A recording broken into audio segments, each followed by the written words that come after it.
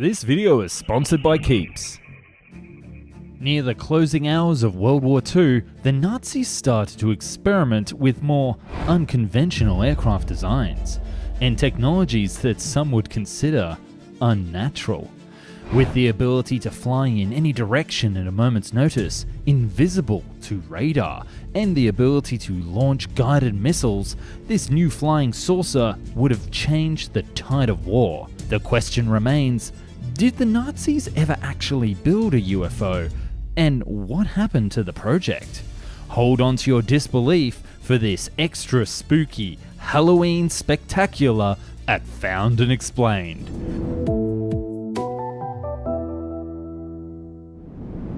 UFO. Those three letters provide more excitement and more controversy than any other letters in the English language. UFOs, or unidentified flying objects, are the stuff of legends and speculation the world over, not to mention the stuff of heated debates and alleged government cover-ups that have spanned decades now.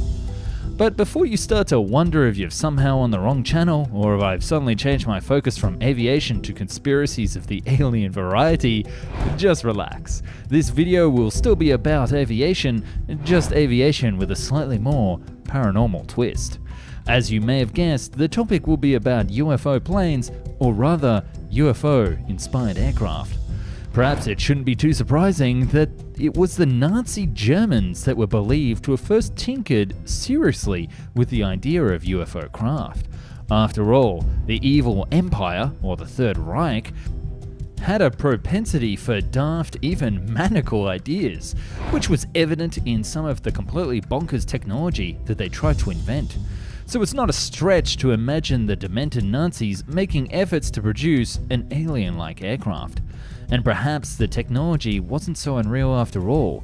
Let's dive into it, shall we? It's well documented that Nazi Germany had conducted research into advanced propulsion technology. That included rocket technology too, of course, with the infamous V2 rocket being the precursor to intercontinental ballistic missiles that we use and have today.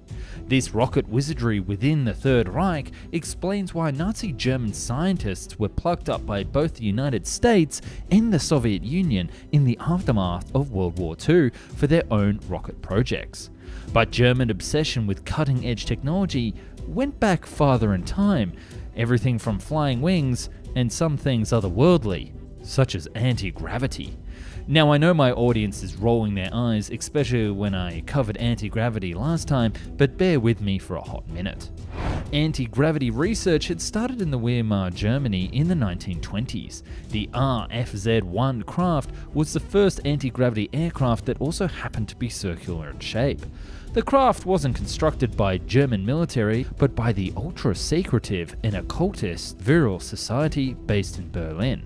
Hermann Oberth's book, By Rocket to Interplanetary Space, published in 1923, did much to spur on German experimentation in aircraft and spacecraft development. It resulted in the formation in 1927 of the Society for Space Travel, of which the scientist Werner von Braun was a member. Von Braun was a true genius. Within a few years, he would also go on to invent the infamous V2 rocket, or pronounced in German, the V2 rocket, that stunned the Allies, and then he would also go on to become the head of the Saturn V rocket project at NASA that sent men to the moon.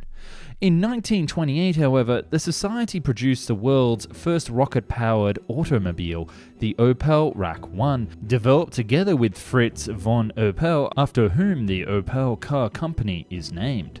We flash forward to 1933 when Adolf Hitler seized power in Germany, and almost instantly the Nazi Party took command of all rocket and aircraft development, with all astronautical and aviation-related societies being nationalized and Nazified. This was done very deliberately. Even in the 1930s, Hitler and his henchmen were convinced that it would be the cutting-edge technology, including spacecraft, that would allow the Third Reich to rule the world. But it seems to be that they didn't have to invent such crazy technology, but rather Just use Keeps. That's right, Keeps is the go-to subscription service that focuses on making it easier and affordable to treat hair loss. With Keeps, a licensed doctor will review your information online and recommend the right hair loss treatment plan for you. Then your treatment is shipped directly to your door every 3 months. These treatments are generic versions of FDA-approved medications for hair loss, making them more affordable. Keeps treatments typically take 4 to 6 months to start seeing results, so it's important to act fast. The sooner you start using Keeps, the more hair you can save. I know for myself personally, thanks to Keeps, hair is not something I need to worry about, letting me focus more on these crazy aviation inventions from the past era. If you're ready to take action and prevent hair loss, go to keeps.com/FAE or click the link in the description to receive 50% off your first order. That's keeps.com/FAE. Back to the UFO. Wunderwaffe. That's the German for wonder weapon, and it was the name given by the Nazi Ministry of Propaganda to a series of super weapons that the Nazis believed would allow Germany to secure victory and reign supreme over the Allies. It was a very real, potent belief by the Nazi top brass, which is why so much effort went into technologies that were undoubtedly way ahead of their time. In fact, Wunderwaffen was in everything from boats to guns to even trains were already being experimented on in the 1930s. Aviation technology was at the forefront of this push to validate the Nazi claim of Germans as the master race at the helm of the so-called Thousand-Year Reich. Martin Bormann, a loyal aide to Hitler, was known to have ordered the careful mapping of all mountain passes, caves, bridges and highways in which the Reich and beyond operated. This included parts of Bavaria and Germany as well as Austria and northern Italy. That was in 1938. The purpose? The selection of top secret sites for underground factories with gigantic workshops and launch pads, known as U-plants. Germany's top scientists would toil in these Behemoth research labs and factories deep underground with one single goal: the development and production of a powerful secret weapon. A slave labor contingency numbering 250,000 prisoners would complete work on these subterranean fortress-like labs, factories and launch pads, many of which would be linked by massive networks of tunnels and trains. Some of these wonder weapons would have been well documented and known prototypes, even working examples made of them. Others were more shrouded in mystery and even being debunked by some analysts as being pure propaganda myth. The Nazi UFOs are firmly in the latter group.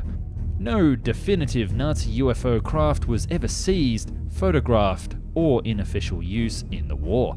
However, the allegations and conjecture around Nazi UFO craft are immense, and there is no denying that they certainly fit into the mold of what would have been a Nazi wonder weapon. It's believed by some that the Nazis had already perfected some form of circular-shaped aircraft designs just before the war.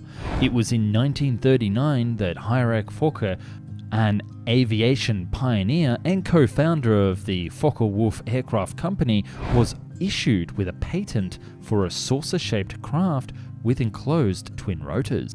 The craft's power system was described in the patent as follows. The exhaust nozzle is forked in two at the end of the engine and ended in two auxiliary combustion chambers located on the trailing edge of the wing.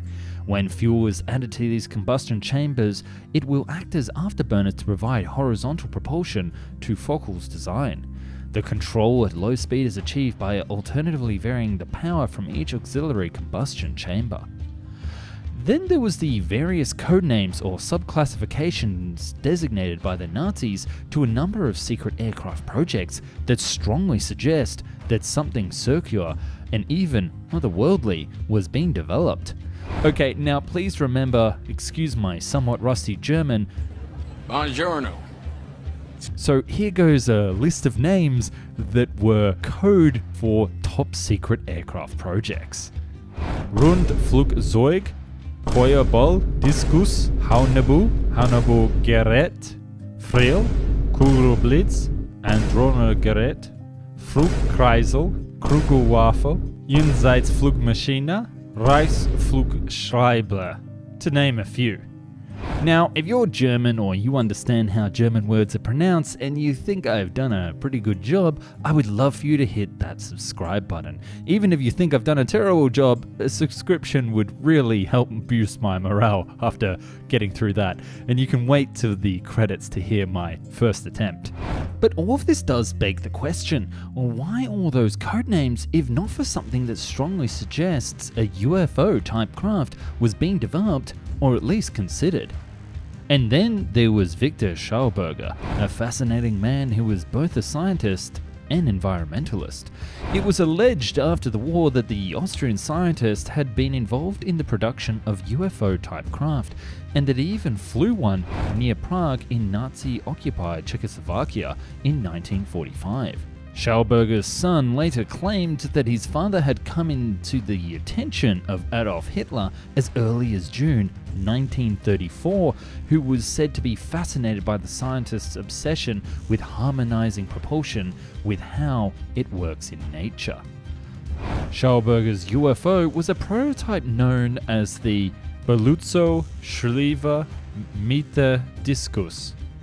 It was 6.7 meters or 22 feet in diameter and could supposedly travel at 2,000 kilometers or 1,242 miles per hour, with plans for it to go twice as fast as that.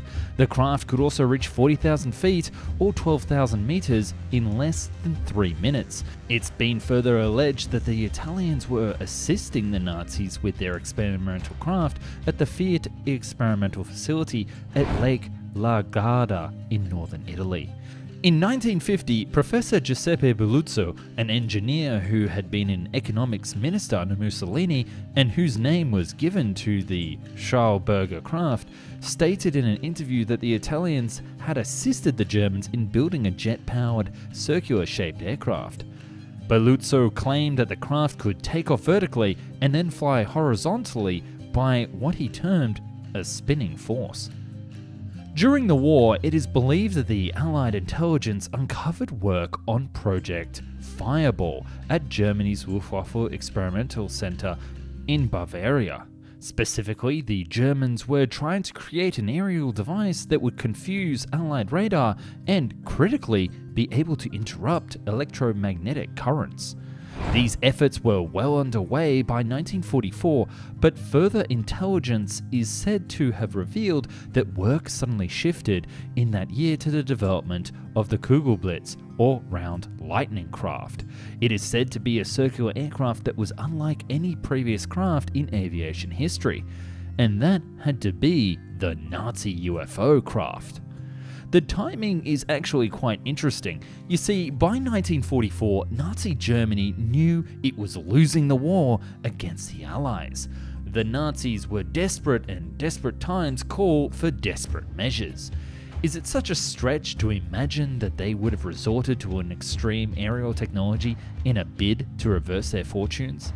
The Americans were particularly eager to snatch up as much as they could of Nazi technology at the end of World War II.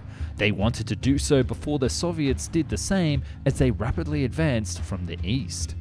Reconnaissance teams were sent in by the US Army even before Germany was actually defeated.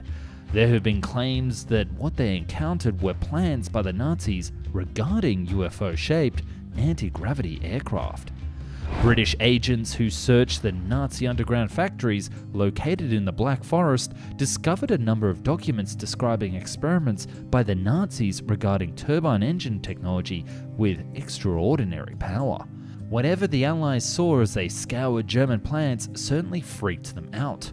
Sir Roy Fedden, chief of the technical mission to Germany for the British Ministry of Aircraft Production, stated this in 1945 about Germany's aviation projects. "I have seen enough of their designs and production plans to realize that if they had managed to prolong the war some months longer, we would have been confronted with a set of entirely new and deadly developments in air warfare." Years later, in 1956, Captain Ruppelt, chief of the US Air Force Project Blue Book, was more specific about what the Allies encountered. When World War II ended, the Germans had several radical types of aircraft and guided missiles under development. The majority were in the most preliminary stages, but they were the only known craft that could even approach the performance of objects reported to UFO observers. And it gets even better. Rumours have swirled for years that the Canadian intelligence agents found plans for an advanced circular aircraft when they ransacked the main Nazi rocket experimental complex used near the end of the war. The Canadian intelligence agencies challenged scientists at de Havilland Aircraft Company to make something from the plans. It's alleged that they were actually able to produce a so-called flying saucer prototype, and it even flew, albeit very briefly. Engineers were simply unable to master the propulsion system needed to keep the aircraft airborne for a sustained amount of time. Those scientists would go on to work on the Avro Aerocar for the US Air Force and US Army respectively, although again, propulsion and stability proved to be a problem and the project was abandoned. Is the Canadian connection a true story or yet another Nazi UFO myth? One cannot be known for sure, but it's cracking stuff. Of course, I can't get through this entire video without mentioning some of the more crazy and loopy conspiracies. And no, I simply cannot avoid them when doing a video on Nazi UFO aircraft. It gets downright bizarre. For example, there were many claims that the Nazis were in fact using alien technology.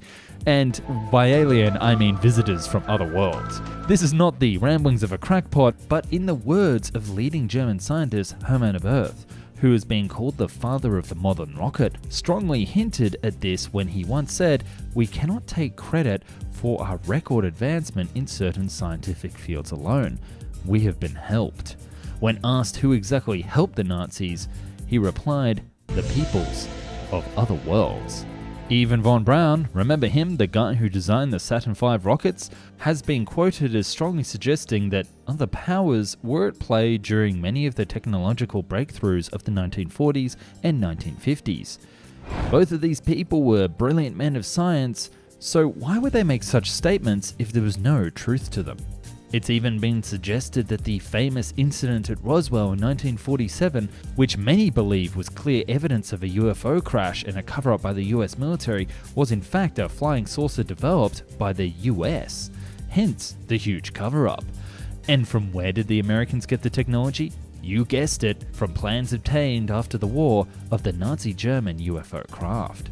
And let's not forget the Foo Fighters that were famously observed by Allied pilots in November of 1944. Although dismissed by the military and experts alike as optical illusions caused by aerial disorientation, many Allied pilots insist on what they encountered. These pilots claim that they were followed by disc-shaped craft capable of awesome maneuvers that glowed orange or silver and could never, ever be outrun in the air. So if what the pilots witnessed was true, what were those craft? Alien UFOs or Nazi UFOs? The list of conspiracies linked to Nazi UFOs goes on, including everything from secret bunkers under the ice in Antarctica to even Nazi UFO stations on the dark side of the moon. Iron Sky, anyone? This much is true. The post-war statements by respected Allied military men divulged that the Nazis were developing a UFO-type craft, and statements by acclaimed German scientists suggest the technology was even alien. There may be a lot bonunkum attached to the whole issue of whether or not there were even Nazi UFOs, but one thing is for sure, however, some of the allegations are undoubtedly very compelling.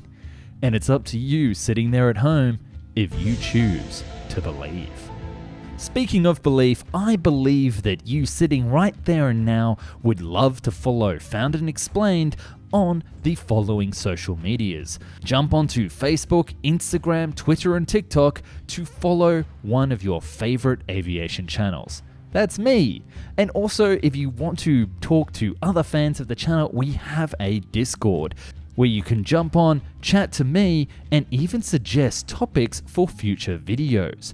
And if you want to join the Found and Explained family, we have channel memberships and Patreon, which you can click on to see videos early and appear in the lovely credits just like these people. Rundflugzeugen, Feuerbu, Diskus, Haunibu Geräte, Adromenende Gerät, Flugkreisel, Kugelwaffel, Jensatzflugmaschine, Reichsflugscheibe, Guggenheimer. I can't do this. This is insane. Are you serious? These names are... Welcome to Found and Explain, ladies and gentlemen.